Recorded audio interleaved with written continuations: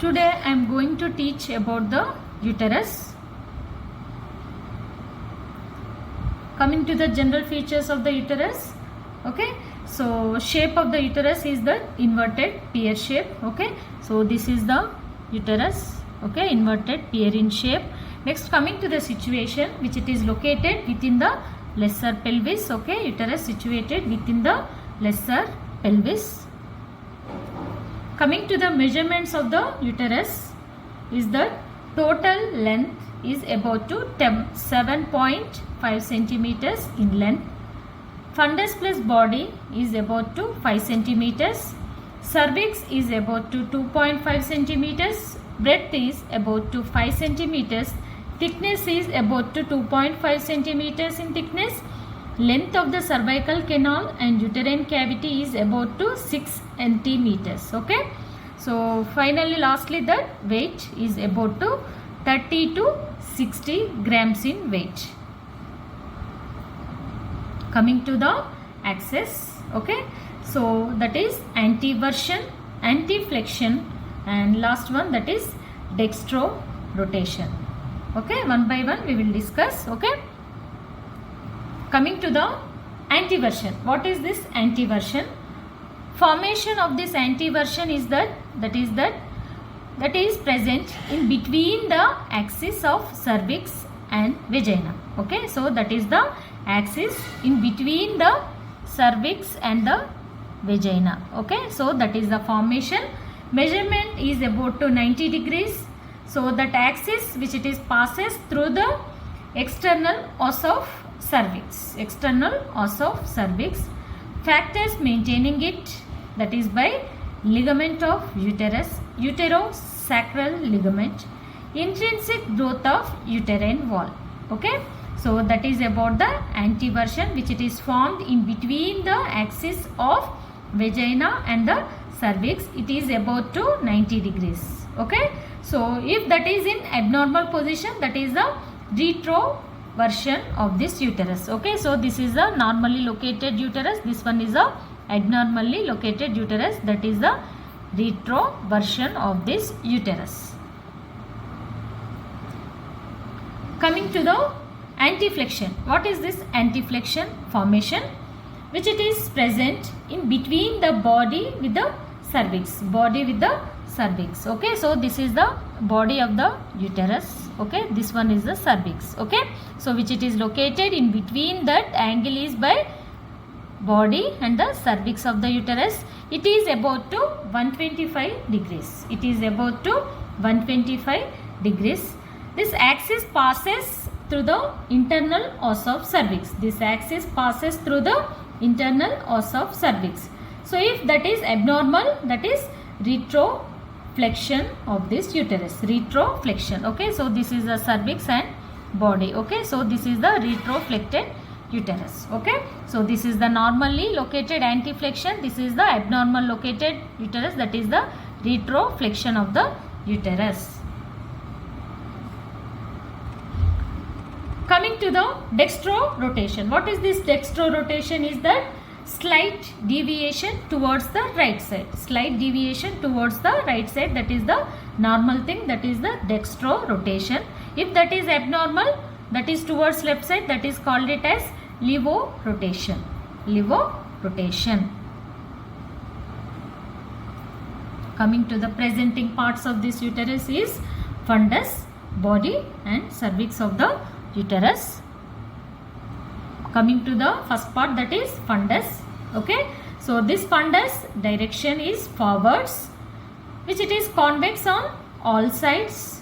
There is no uterine cavity. Okay, fundus which it is directed forwards and convex on all the sides. There is no uterine cavity. That is the fundus of the uterus. Coming to the body. First of all, we will go to the surfaces. Okay, it presents, this is the body, this is the fundus of the uterus, this one is body. Okay, it presents anterior surface and the posterior surface. Okay, so body presents anterior and posterior surfaces. Coming to the anterior surface, which it is flat, directed downwards and forwards, which it is directed downwards and forwards. which it is related to the urinary bladder and uterovesical pouch. Okay, so this is the uterovesical pouch which it is formed by, that is the peritoneal fold which it is lies in between the urinary bladder and the body of the uterus. This is the pouch, that is the uterovesical pouch. Okay, so anteriorly that is flat, directed downwards and forwards, which it is related to the urinary bladder and uterovesical pouch. Okay, so these are anterior relations. Okay, next coming to the posterior relations are, so actually this posterior surface is convex, and directed upwards and backwards, which it is related to the recto-uterine pouch, and also small intestine and sigmoid mesocolon. Okay, so posteriorly this uterus which it is related to the recto-uterine pouch, that is the peritoneal fold which it is present in between the rectum and the body of the uterus, that is the pouch, that is the recto-uterine pouch. And also here there will be a location of loops of small intestine and also the part of sigmoid mesocolon. Okay, so this is about the posterior relations for the body of the uterus. Coming to the lateral borders of this body. Okay, so lateral border which it is rounded, which it is related to the uterine vessels attached to the broad ligament. Okay, so this lateral border which it is rounded and related to the uterine vessels, these are uterine vessels, and also which it is attached to the broad ligament. Coming to the lateral angles, otherwise cornua. These lateral angles gives attachment for fallopian tube, round ligament of uterus, ligament of ovary. Okay, so this lateral angle which it is gives attachment for the fallopian tube, round ligament of the uterus, and also the ligament of ovary. Okay, fallopian tube, round ligament and ligament of ovary, these are all the attachments to the lateral angles, otherwise cornua. Coming to the cervix. Okay, so this is the lower part of the uterus. It is separated from the body by isthmus in front and torus uterinus behind. Okay, so this cervix which it is separates anteriorly, so it is separated from the body by isthmus in front, torus uterinus behind. This torus uterinus is nothing but thickening of that part of uterus. Okay, so length of this cervix is about to 2.5 centimeters. Coming to this parts of this cervix, that is divides into supravaginal and vaginal part. Okay, so this is the vagina which it is covering the some part of this cervix, around this cervix, that is covered by the vagina. About to this vaginal attachment, that is the supravaginal part. Within the vagina, that part is the vaginal part of the cervix. Coming to the supravaginal part of cervix and its relations. Okay, so in front which it is related to the non-peritoneal base of bladder, loose parametric tissue.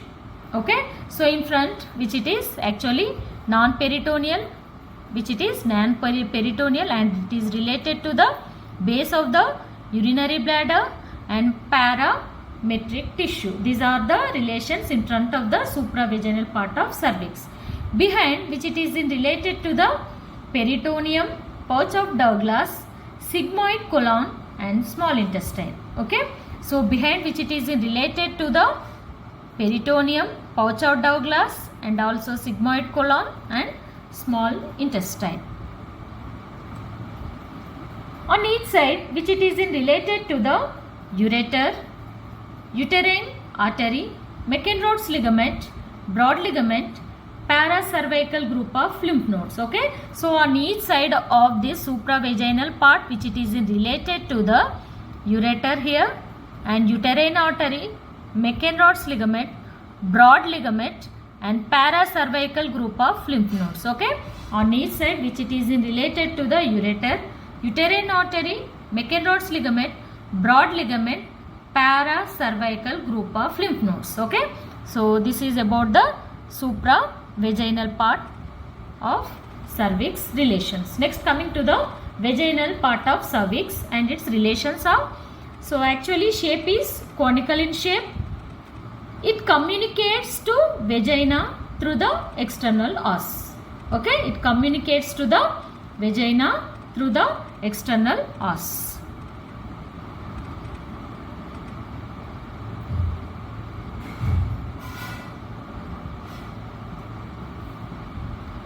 Coming to this, okay, external os in newborn, okay, which it is very, okay, narrow. Okay, external os in adults, that is in folded like this.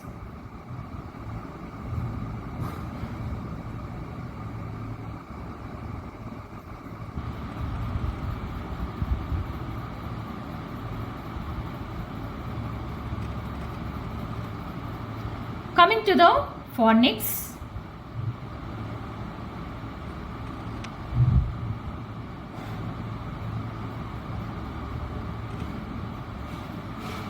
Fornix is nothing but that is the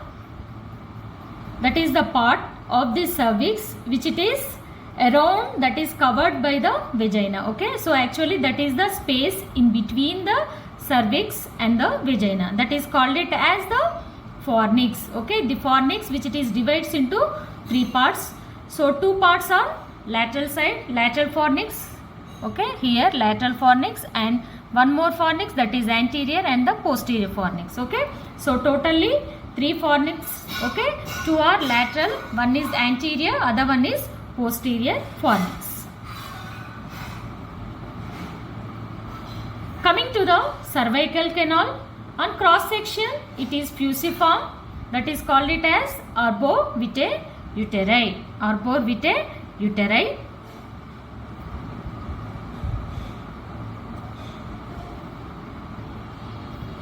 Coming to the blood supply of this uterus is by uterine artery and ovarian artery. Mainly blood supply of the uterus is mainly by the uterine artery and partially by the ovarian artery. Okay, so these 2 branches which are arising from the internal iliac artery. These 2 branches which are arising from the internal iliac artery. Okay, so actually this uterine artery which it is the tortuous like appearance. Okay, so this is the uterine artery, so which it is tortuous in nature, which it is in related to the lateral border of the uterus, and which it is anastomosis with the ovarian artery.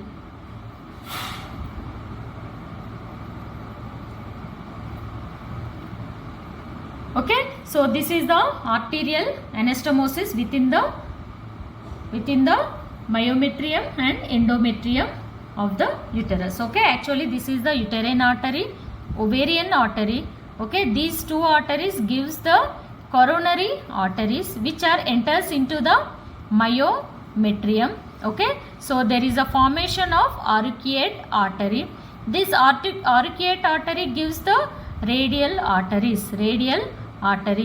These radial arteries together form a stratum vasculare.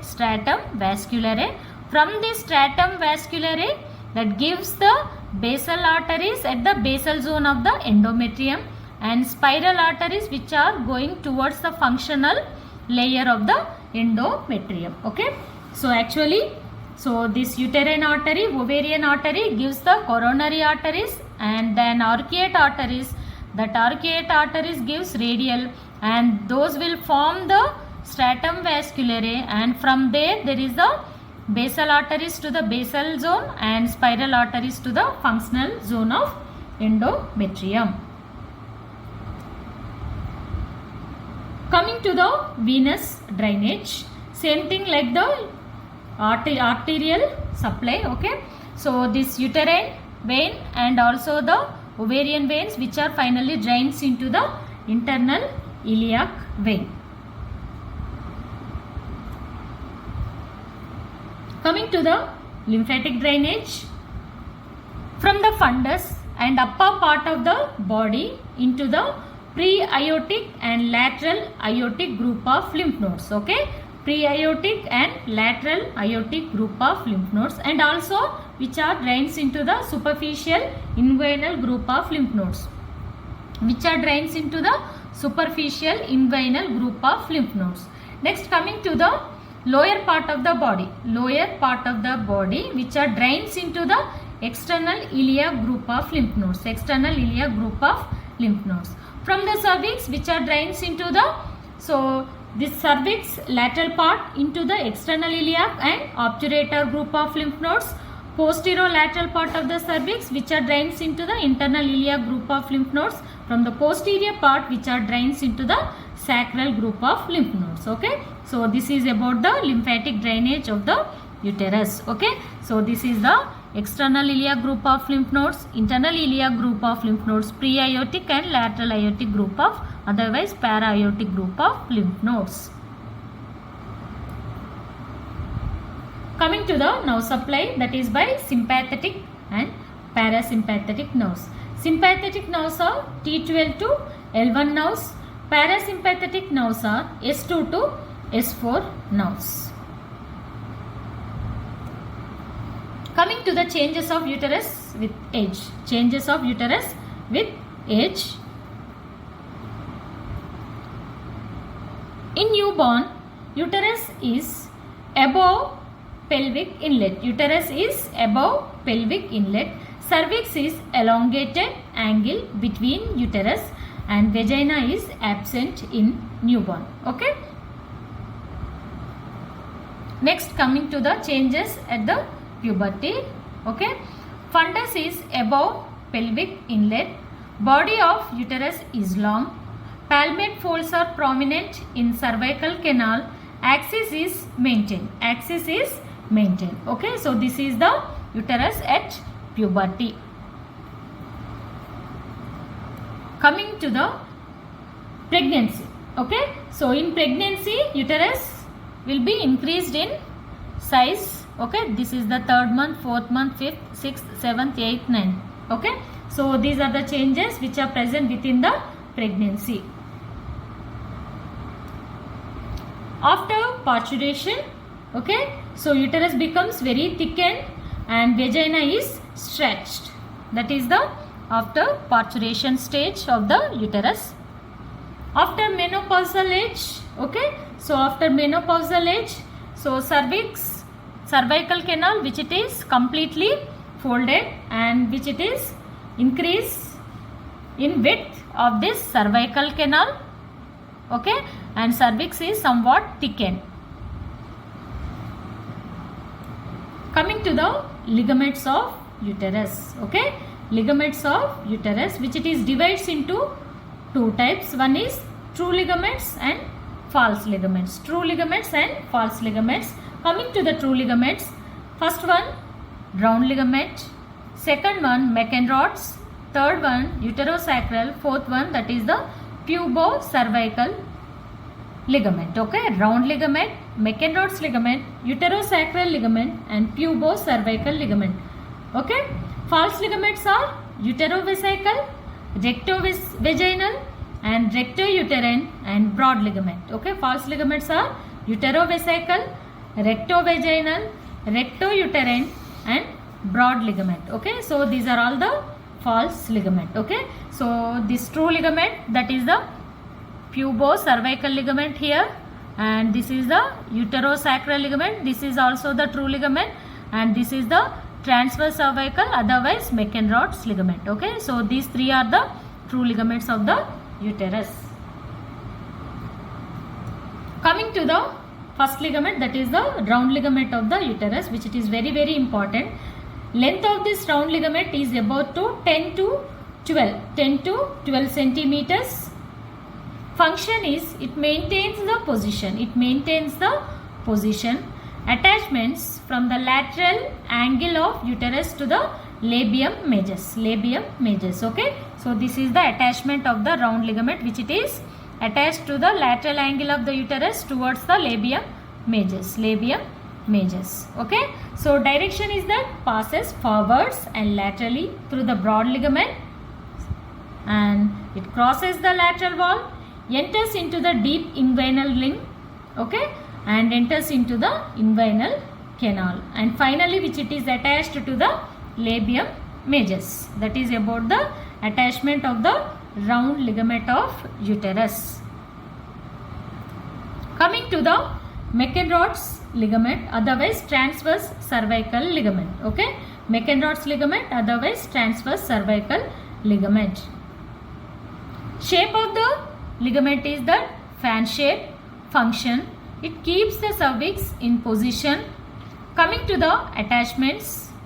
Okay, so junction of cervico-vaginal part. Okay, this is the cervico-vaginal part of this uterus, and which it is going towards the fascia covering the levator ani. Okay, medially which it is attached to the junction of cervico-vaginal part, and laterally which it is attached to the fascia covering the levator ani. Okay, so relations of this McEnroth's ligament is that above which it is related to the ureter, uterine artery, and also the broad ligament. Above which it is related to the ureter, uterine artery, and also the broad ligament.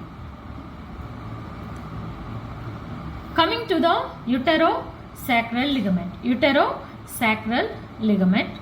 Attachments, which it is attached to the cervix, that is a part of uterus, towards the third sacral vertebra. Okay, so which it is attached to the cervix and the sacrum.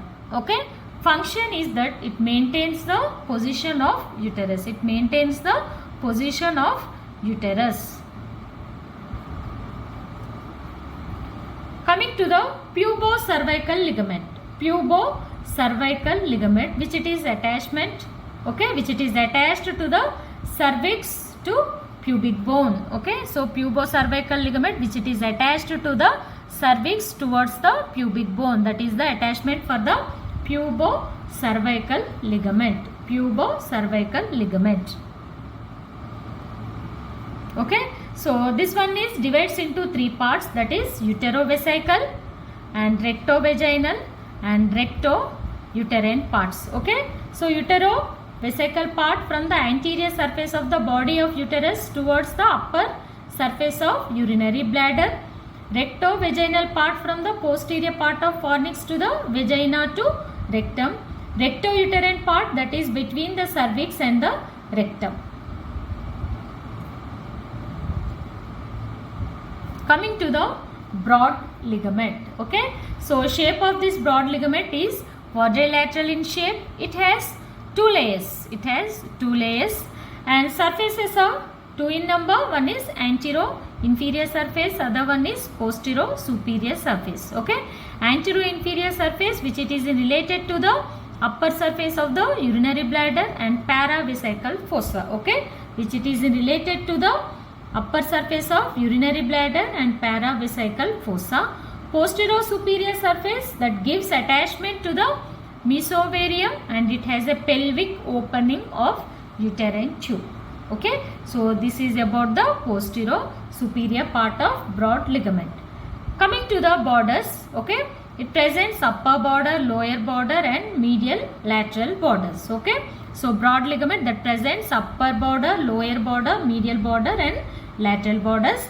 Coming to the upper border, it contains fallopian tube in medial 3/4 and suspensory ligament of ovary in lateral 1/4. Okay, so upper border, which it is divides into 3/4 in medially, 1/4 laterally. Okay, so medially, which it is in related to the fallopian tube, laterally which it is in related to the suspensory ligament of ovary, and lower border, which it is in related to the pelvic floor.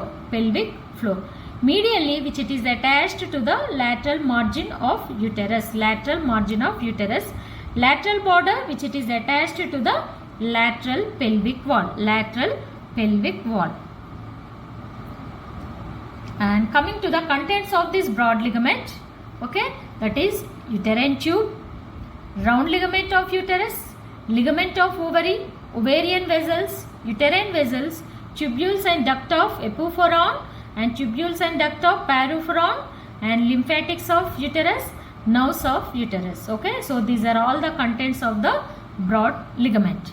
Okay, so that is uterine tube, round ligament, ligament of ovary, and uterine and ovarian vessels, and epiphoron and paraphoron, and lymphatics of uterus, and nerves of uterus. Coming to the subdivisions of this broad ligament, that is mesosalpinx, mesometrium, and mesovarium. Okay, so mesosalpinx, okay, so that is the mesosalpinx, that is lies in between the uterine tube and the ovary. Okay, this is the ovary, this is the uterine tube. Okay, so that is the present in between the uterine tube and the ovary. And mesometrium, which it is present in between the ovary to the base of the broad ligament. Okay, so mesometrium is this is the mesometrium from the ovary to the base of the broad ligament. Mesovarium from the posterior layer where the ovary is attached. Okay, so this is the mesovarium from the posterior layer where ovary is attached. Coming to the supports of uterus. So that is divides into mainly structural supports. Okay, so peritoneal reflections. Okay, structural supports are mainly by the peritoneal reflections. Okay, peritoneal reflections means that is the mainly by the uterovesical pouch and posteriorly by the recto-uterine pouch. Okay, so that is the folds. Next, coming to the ligaments. Okay, these are true ligaments, at the same time false ligaments. Okay, next coming to the muscles, especially levator, animuscle, and also the perineal body surrounding viscera, that is about to the small intestine especially, which it is involved in this, and loose parametric tissue. Coming to the applied aspects. Ovula Neboti. Okay, so what is this ovula Neboti? Is that cystic dilatations of the cervical glands. That is called it as ovula Neboti. Okay, so these are all the cystic dilatations within the cervix. Next, coming to the congenital anomalies of the uterus, that is the unicornuate and also the bicornuate uterus. Okay, so septate uterus. Okay, all these are the congenital anomalies of the uterus. Coming to the prolapse of uterus. What is this prolapse of the uterus? Is nothing but uterine part which it is descends into the vagina. Okay, part of the uterus which it is descent into the vagina, that is called it as prolapse of uterus. That is divides into first stage, first degree, second degree, and third degree. Okay, so procedentia, it means all the parts of uterus outside of the introitus. Okay, so that is the procedentia. Coming to the cervical carcinomas. Okay, these cervical carcinomas are in early stage and late stage. In early stage, only some part of the cervix which it is involved, and in late stage most of the cervical part which it is involved in this late stage of the cervical carcinomas. Coming to the endometriosis. Endometriosis is nothing but proliferation of endometrial tissue outside the endometrial cavity of the uterus. Okay, proliferation of endometrial tissue outside the endometrial cavity of the uterus, that is the endometriosis. Okay, so these are all the proliferated parts of this endometrial tissue, so outside of this uterine cavity. Okay, so this is the endometriosis. Coming to the fibroids, uterine fibroids. These are common benign tumors affecting the uterine muscles. Okay, so these are the benign tumors affecting the uterine muscle. These are called it as uterine fibroids. These are so many types. Okay, subserosal, submucosal. Okay, these are all the uterine fibroids. Hysterectomy. What is this hysterectomy? Okay, so removal of the uterus is called it as the hysterectomy. That is a surgical procedure. Removal of uterus is called it as hysterectomy. At the time of hysterectomy, accidental injury to ureter during the hysterectomy. Okay, so this is the, so because of this closeness of the uterine artery and the ureter. Drainage from the recto-uterine pouch of Douglas through the posterior fornix, which it is entering into the recto-uterine pouch like this. Okay, so this is about the applied aspects of the uterus. Okay, thank you.